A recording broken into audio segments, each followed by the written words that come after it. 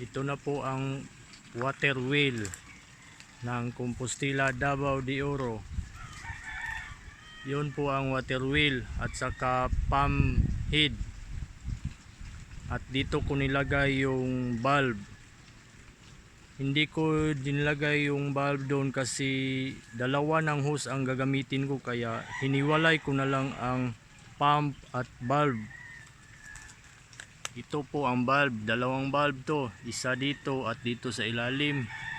At ito binutasan ko dito binutasan ko, winilding.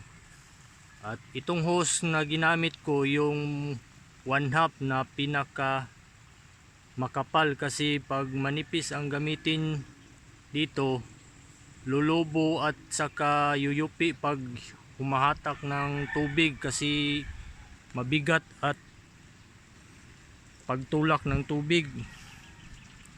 Yun po ang water wheel.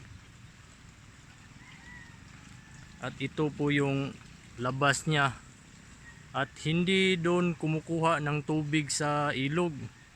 Dito po kumukuha ng tubig sa puso. Dito po. Kinunikta ko dito. At ang katabi nito, ang puso. Yan, kinunikta ko dyan. Papunta doon sa valve. At ito na po ang yang labas. Ito na po. Yan. Yan na po ang kanyang labas. At walang katapusan yan. 24/7. Laging umaagos yan. At hindi man natin alam kung kailan yan masisira, pwede pa rin itong gamitin to. Kung gusto mong madalian, malakas din itong umagos. Yan ang ano niya. Malakas to. Pwede rin doon itong gamitin. Yan. Kung gusto mo magmadali, kasi malakas to. Pag masira man yan ang water wheel, pwede pa rin din itong gamitin. Ito, makapal tong hose na to kasi para hindi siya mayupi pag higop at pagbuga ng tubig.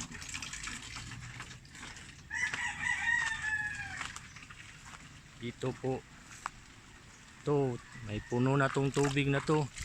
Ito, doon sa ibaba, tinakpan ko ng tiller kasi ang init dito, umabot ng 47 degrees Celsius. Baka matunaw yung pump gasket niya kasi guma lang yun. Sobrang init. Ganito po kalakas ang yang tubig.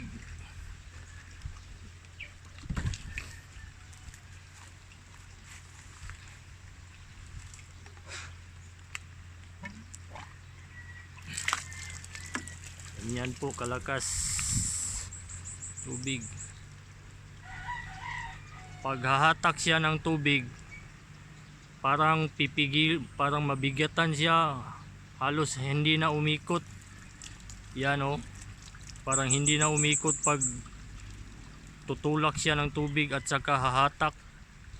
Yan, humahatak yan pag hindi na masyadong umikot. At saka pagbuga ng tubig, parang titigil kaunti ang water wheel natin sa baba. Yan ang ginawa ko kasi itong valve na to, pag doon ko nilagay, dalawa ng hose ang gagamitin ko.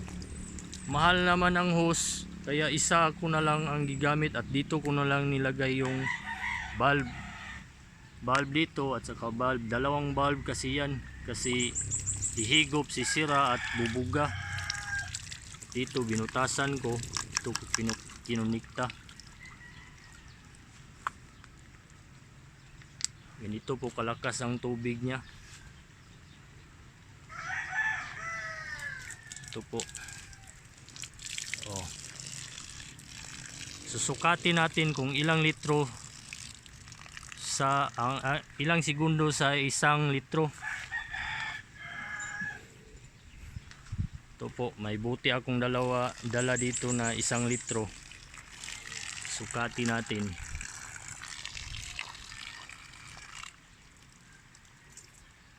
1. Pisahan muna.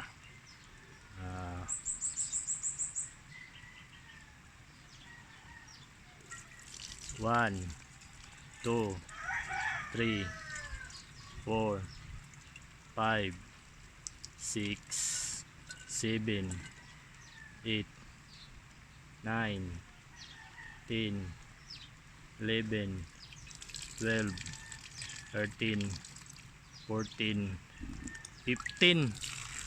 Mga 15 segundo ang 1 litro. Kayo na po ang bahala mag-compute kung ilang litro sa 1 oras at sa isang araw o 24 hours. Malalaman po kung ilang litro sa 1 araw at sa 24 oras. Ganyan po ang tubig na nilalabas. Galing sa puso yon. Maiinom to at magagamit sa lahat ng anong gusto nyong gamitin. Dito lang po yan sa Compostela, Davao de Oro. Thank you.